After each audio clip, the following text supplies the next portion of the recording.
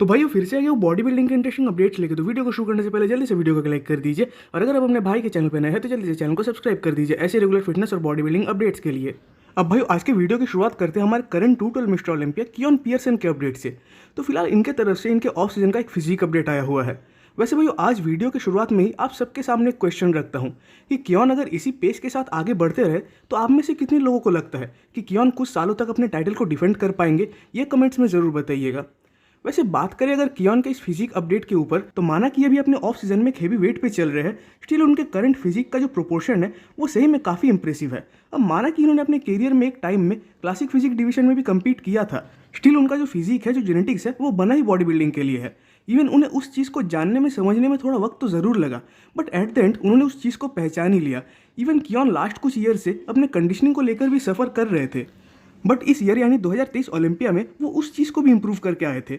Even इस बात को खासकर कियोन के ओलंपिया स्टेज के ओपोनेंट्स ने भी काफ़ी पहले एडमिट कर लिया था कि जिस दिन कियोन अपने कंडीशनिंग को इंप्रूव करके आ जाएंगे उस दिन कियोन को बीट करना लगभग इम्पॉसिबल होगा, और वही चीज़ इस बार ओलंपिया स्टेज पे हुई। वैसे माना कि शॉन क्लैरिडा फिलहाल अपने टाइटल को फिर से जीतने के लिए काफ़ी मोटिवेटेड, इवन एग्रेसिव है, स्टिल कहीं ना कहीं सिचुएशंस उनके अगेंस्ट में ही है।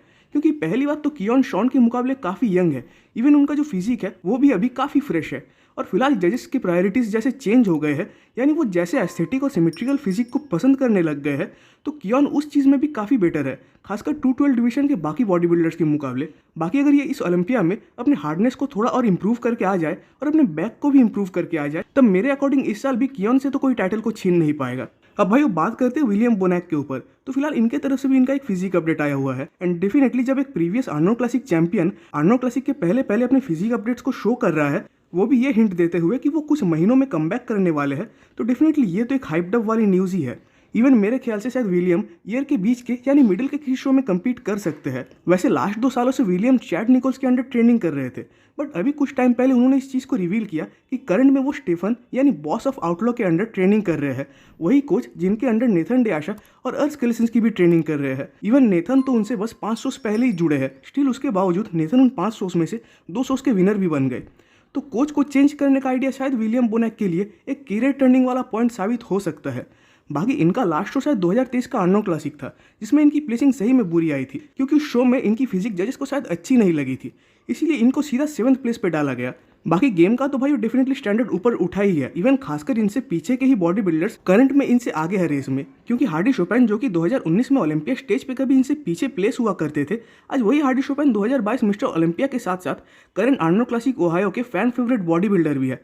तो डेफिनेटली विलियम इस रेस में तो अभी काफ़ी पीछे चल रहे हैं। अब भाई अगले अपडेट की ओर बढ़ने से पहले आप सबसे मेरा एक रिक्वेस्ट है कि अगर आप सबको मेरा ये रेगुलर कंटेंट अच्छा लगता है, तो जिससे कि आपके भाई को सपोर्ट मिल सके, तो प्लीज़ इस चैनल को एक सब्सक्राइब कर दीजिएगा। अब भाई बात करते हैं जेम्स हॉलिंगसेट के ऊपर। तो फिलहाल इनका भी इनके लगभग 7 वीक्स आउट का एक फिजिक अपडेट आया हुआ है आर्नोल्ड क्लासिक ओहायो से।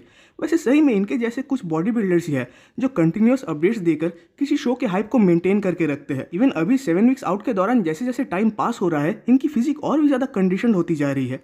इवन भले ही मैं एक बार के लिए ये सोच सकता हूँ कि शायद हॉर्स एमडी या नेक्स्ट आर्नोल्ड क्लासिक में ऑफ आ जाए, बट जेम्स की इन अपडेट्स को देखने के बाद एक बात तो पक्की है कि जेम्स इस बार डेफिनेटली काफ़ी कंडीशन फिजिक के साथ आने वाले हैं। अब माना कि इनके और मिलोस के बीच डिसएग्रीमेंट्स चलते हैं, स्टिल इस बार ये मिलोस के अंडर ट्रेनिंग करके कुछ ज़्यादा ही कॉन्फिडेंट है। इवन सीन तो कुछ ऐसा था कि आज से कुछ टाइम या कुछ ईयर पहले जेम्स के अंदर वो विनिंग मेंटालिटी ही नहीं थी, खासकर जब बात आती थी बड़े शोज की, और वो अपने पोटेंशियल को कुछ ज़्यादा ही अंडर एस्टिमेट करते थे। इवन एक बार तो उन्होंने फुआद के पॉडकास्ट में ये भी कहा था कि यूके से जितने भी बॉडी बिल्डर्स प्रो बने हैं, जेम्स को लगता है कि वो पर्सनली उनमें से वर्स्ट फिजिक के साथ प्रो बने हैं, बट फिलहाल उनका मेंटेलिटी टोटली चेंज हो चुका है। इवन उनका तो ये भी कहना है कि इस बार वो सही में कुछ बड़े बॉडी बिल्डर्स को पीछे छोड़ने वाले हैं। अब भाई वो बात करते हैं चार्ल्स ग्रिफिन के ऊपर। तो फिलहाल कह सकते हैं कि इनका भी इनके बैक लैट स्प्रेड पोज का एक फिजिक अपडेट आया हुआ है। वैसे इस साल माना कि इन्होंने एक इंजर्ड पेक मसल्स यानी चेस्ट मसल्स के साथ कम्पीट किया था, स्टिल वो लीजेंड के शो के तो विनर बने ही, इवन ओलंपिया में भी टॉप 10 के अंडर प्लेस हुए।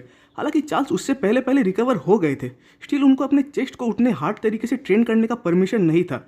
इवन इसी के वजह से उनके बैक के भी कुछ वर्कआउट्स में उन्हें कॉम्प्रोमाइज़ करना पड़ा था, बट उसके बावजूद चार्ल्स का जो बैक था वो स्टेज पे काफ़ी इंप्रूव दिख रहा था, इवन कुछ मायनों में तो कंप्लीट भी दिख रहा था।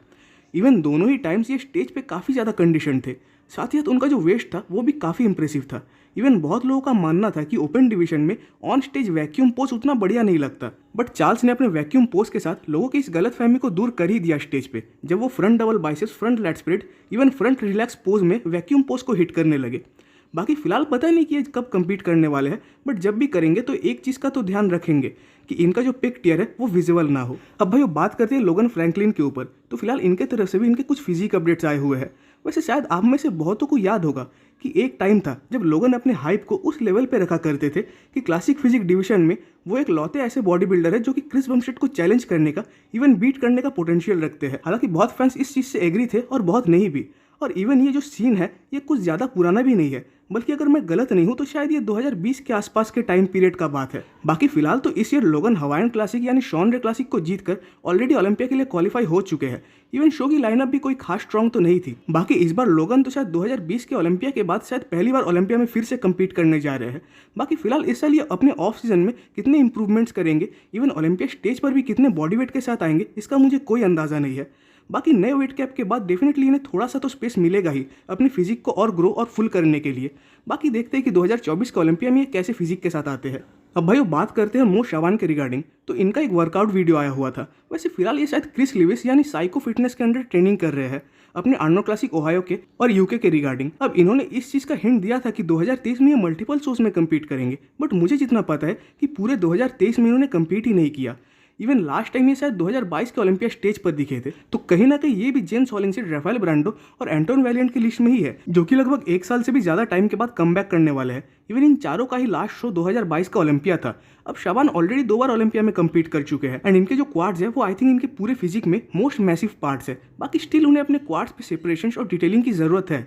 अब फ्रंट से तो इनकी फिजिक काफी कंप्लीट दिखती है, बट बैक से थोड़ी इंप्रूवमेंट्स की जरूरत है। वैसे देखने जाए तो लगभग सभी के फिजिक में कुछ ना कुछ फ्लॉस है ही। बाकी इतने दिनों तक जब ये स्टेज से दूर रहे तो नेक्स्ट टाइम इनसे एक्सपेक्टेशंस तो है कि ये शायद कुछ इंप्रूवमेंट्स करके आएंगे। बाकी पर्सनली मुझे इनसे उम्मीद है कि अगर ये इंप्रूव फिजिक के साथ आते हैं तो शायद ये सेकंड कॉल आउट में आ सकते हैं। अब भाई इसके लास्ट अपडेट में बात करते हैं हमारे प्रीवियस 212 मिस्टर ओलंपिया कमाल एल गार्डनी के ऊपर। वैसे फिलहाल इनका एज शायद 52 ईयर्स का है, बट स्टिल इनके करंट अपडेट्स को देखते हुए एक चीज समझ आ रही है कि ये अभी भी 2024 के सेशन के लिए रेडी है। अब हमें इस चीज का तो कोई अंदाजा नहीं है कि कमाल और कितने टाइम तक कम्पीट करने वाले हैं, स्टिल अभी रिटायरमेंट नहीं लेने वाले, ये तो पक्का है।